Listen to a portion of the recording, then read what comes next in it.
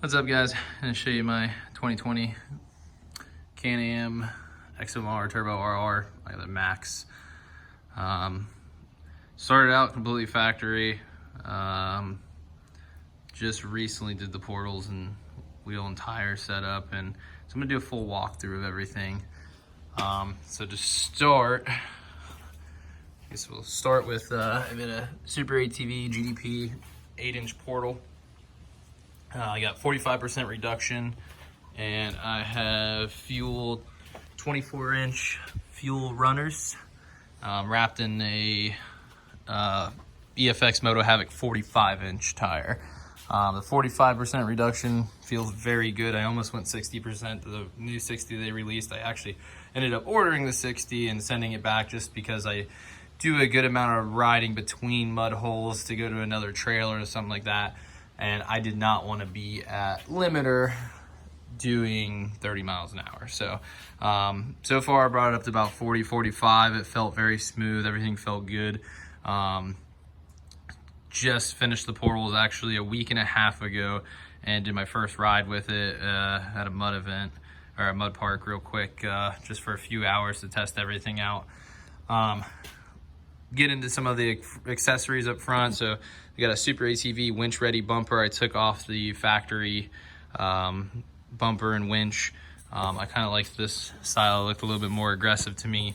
Ended up replacing the CanAm winch with a Black Ops 6,000 pound winch. I have CAtech goodies pretty much all over this. So I've got the box lower high clearance A-arms, and they're awesome as far as the clearance goes on them. Super beefy. Long story short, back when it was stock, I caught a tree stump, ripped the whole passenger side lower A-arm, and just folded it in half, basically, popped all the ball joints out.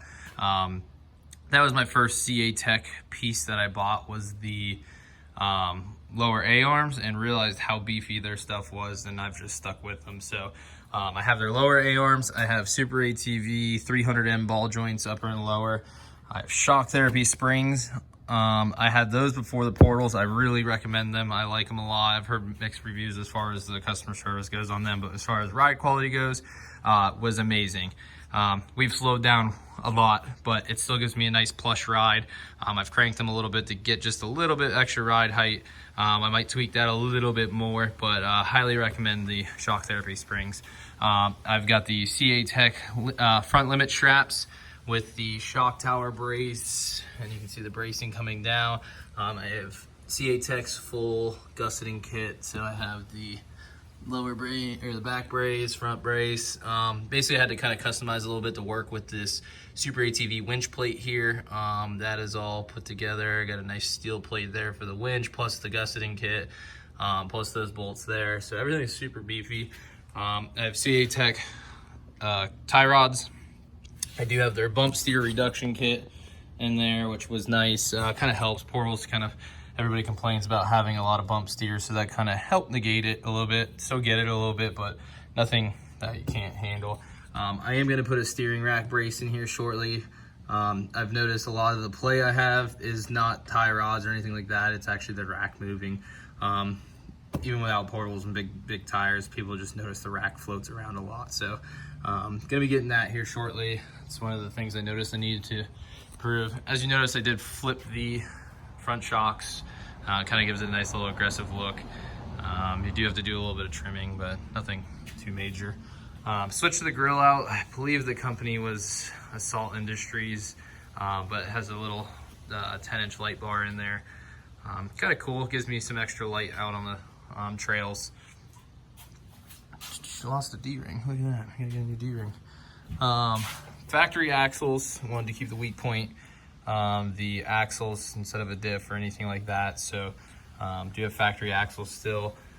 Get some little LED strips up inside for rock lights. Reasoning for LED strips is I have an LED controller and can have zones of lighting and stuff, and I'll get into that in a minute.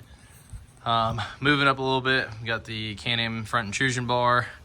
I put it on before I did the portals and everything, and it kind of really flowed with the sporty look. And then after I did the portals, I've decided just to leave it. I like it a lot.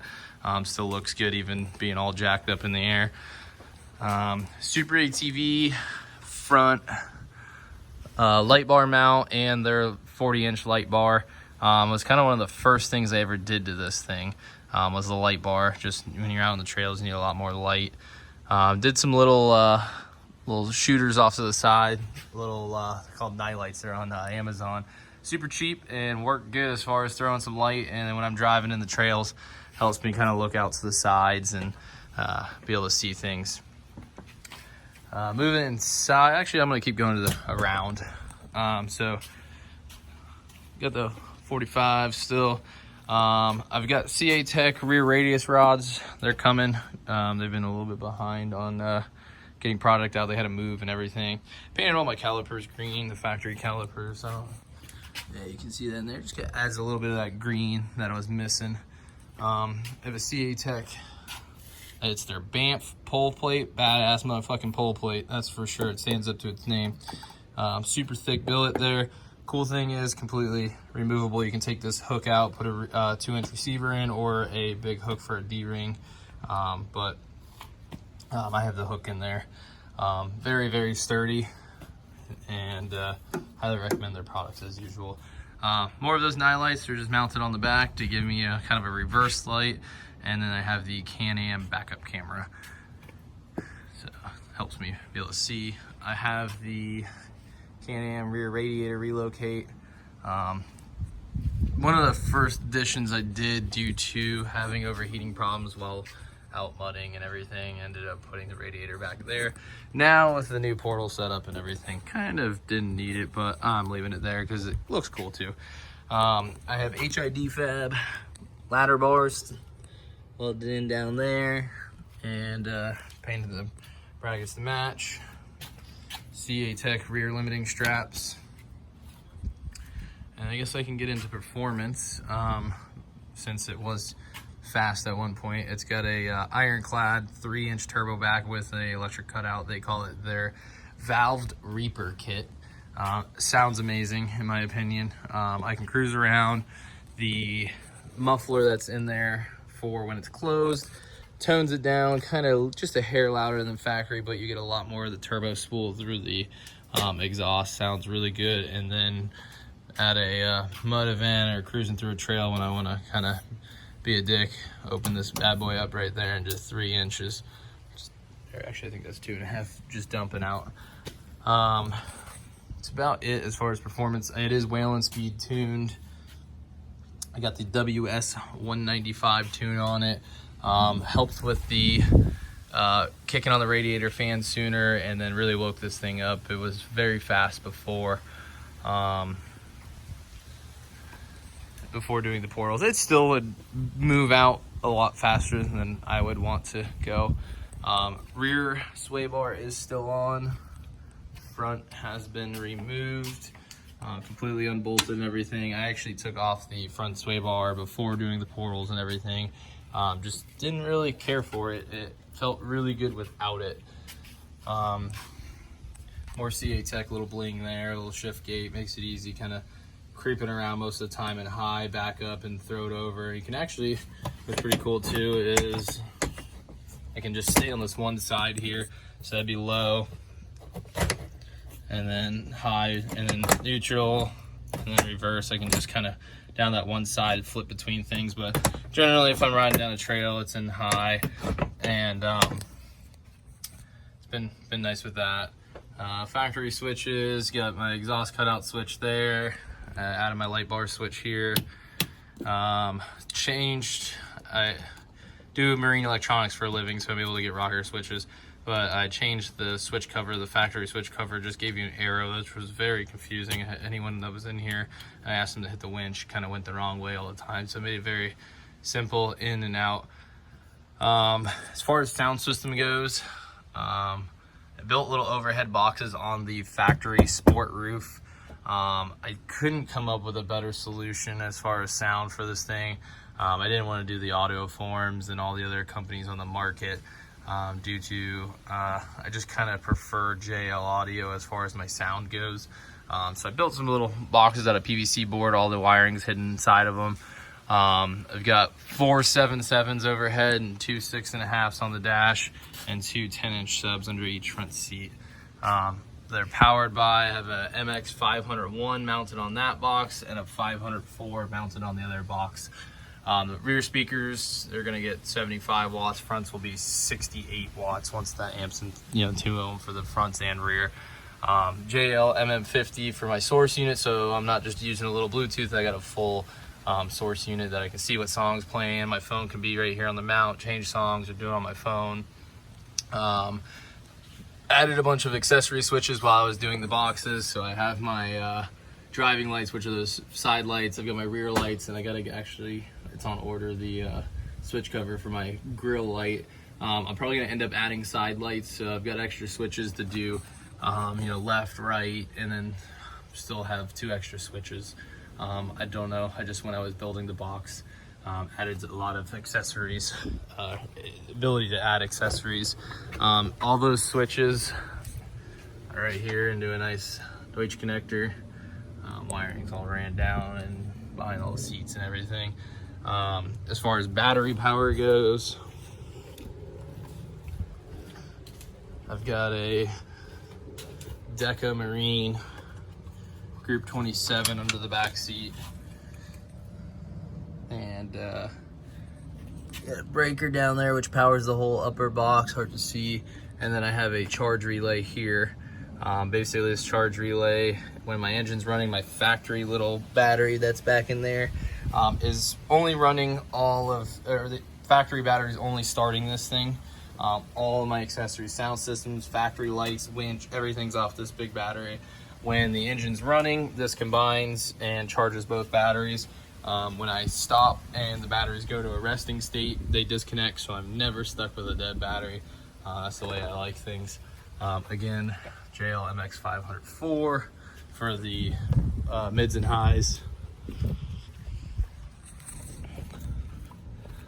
My lighting controller. So as mentioned, I just got LED strips in there. So I have a lighting controller in here. Basically, ignore the rusted screws. When I built the box, I used drywall screws to kind of throw everything together real quick. I've got to replace every screw with stainless. I've been just very lazy and busy working on everybody else's stuff. Anyway, so let me get this position so you can read this normally. So zone 1 does my dash speakers. So I can have those turned off and have overhead lights on. 2 does my overhead lights, so I get to pick a color, or if I just need some light, I can click white and all the speakers overhead will go white. Zone 3 does my whip light, and zone 4 does my rock lights, which are my LED strips underneath. I can have every zone a different color, link everything together by clicking all real quick. There's modes for strobing, for pulsing different colors, color fading. And then I can sync it to the music, so everything will go to the music as well too. Kind of a cool thing when we're parked around a butthole and everything. All my interior lights, or my speaker lights on the dash, overhead, whip, and underglow will all kind of dance to the music, which is cool. But I've noticed I usually leave my whip just kind of a solid color, just so I know people will see me when we're parked around a mud hole, and then I'll have all the other lights dancing. I'm going to end up grouping 1 as all the interior speakers, including the dash, doing zone 2 for my underseat sub boxes. I'm going to rebuild them and have them as a up-firing sub, gain a little bit of airspace inside the box, and then to make kind of, now that I don't have the lower doors on, to add some flare in there, I'm going to have an LED ring going around the subwoofer so that I'll have a glow from under the seat, which will help hopefully glow inside of here. What I'll probably end up doing is some LEDs inside of here somewhere underneath, and tying them all into zone 2 and in the rear, just so when I'm driving around, it's got to look cool. Biggest thing is how it performs, but it's also got to look cool when you're just hanging out with your buddies and stuff. A little walk away with it and see how big it is. 8-inch portables is ginormous. 45's ginormous, but it's kind of small compared to what people are doing now, but I'm okay with it. So with me, it's perfect for my needs. I'm happy with it. Tons of ground clearance. I can actually drive over giant, one of the big Rubbermaid trash cans and stuff. You drive right over it. The 40, like I said earlier, the 45% reduction, very nice. I'm glad I didn't go 60. I can put it in high with a 45% reduction. You cruise around 40, you know, and not be sitting at 8,000 RPMs. Low gear, still very low. It will clean these tires out, no problem still. I haven't gotten in a bind with it yet to where low gear wasn't enough, and I was like, man, I really wish I went to 60%. I feel with the 45-inch tires, 45% still plenty, you know, plenty in range for it. I guess I'll give you a little sound clip of that exhaust. So with the muffler closed, or the cutout closed,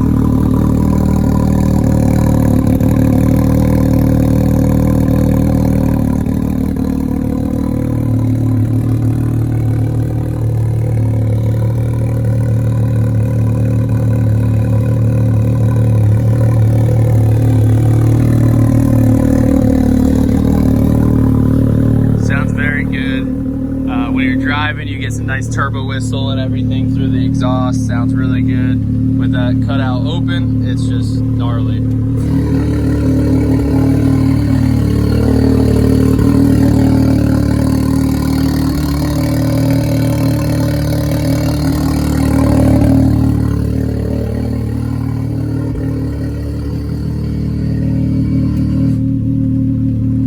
Don't want to piss the neighbors off, so I'm gonna kill that now.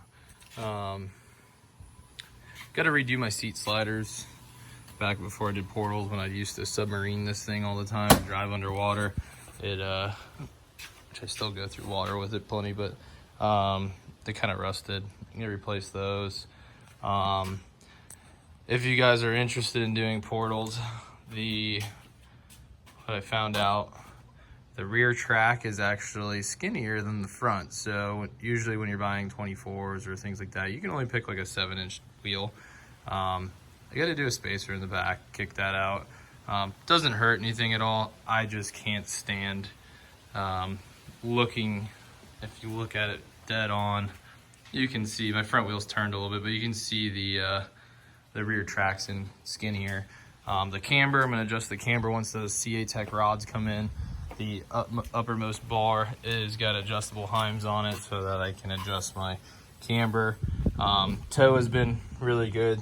I did double shear brackets from Assault Industries to beef up that toe bolt. They send you a grade 12, I think it is, yeah, 12.9 bolt there to go through and replace everything, and then kind of beefs that up, and then once I get those rear radius rods, this thing will be looking good. I'm gonna rock the factory trailing arms until I have an issue with one of them, but so far they seem good. Like I said, the track bars, the ladder bars, whatever you want to call them, came out really good. I definitely noticed that these radius rods had a lot more stress on them before I did these ladder bars. It took me a couple days after getting everything together to do the ladder bars as I was waiting on them to come in. Did my first trip and test with the portal setup without the ladder bars, and you could hear a little bit more flexing back here, and you could actually feel it if you went forward or reverse. You could feel kind of things moving around a little bit more. These ladder bars definitely take care of everything. I don't know if they're needed. I'm seeing a lot of people say that it doesn't really matter. Just use it and get, you know, keep all this stuff. But I did it because I want to just be able to drive and not have issues when I'm on a trailer at a mud event or anything like that. HID Fab sells a kit, comes with all the brackets, the heims, the rod, everything ready to be welded on, and then just paint it to match or leave it raw if you wanted to. But a little spray paint fixes everything. And also, if you have a Mantic green, key lime green Rust-Oleum from Home Depot, perfect match. Look at that green, matches great. So that's about it. Hopefully here I'll be posting videos of me using this thing here. Might do a trip this weekend with it. That's what I'm hoping for.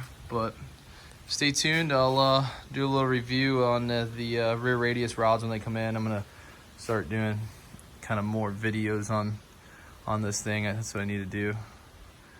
Help people out. I know when I go on the forums, you hear a million different things. Seeing a video and seeing kind of stuff in person, really, not in person, but in a video helps out a lot more. All right, see ya.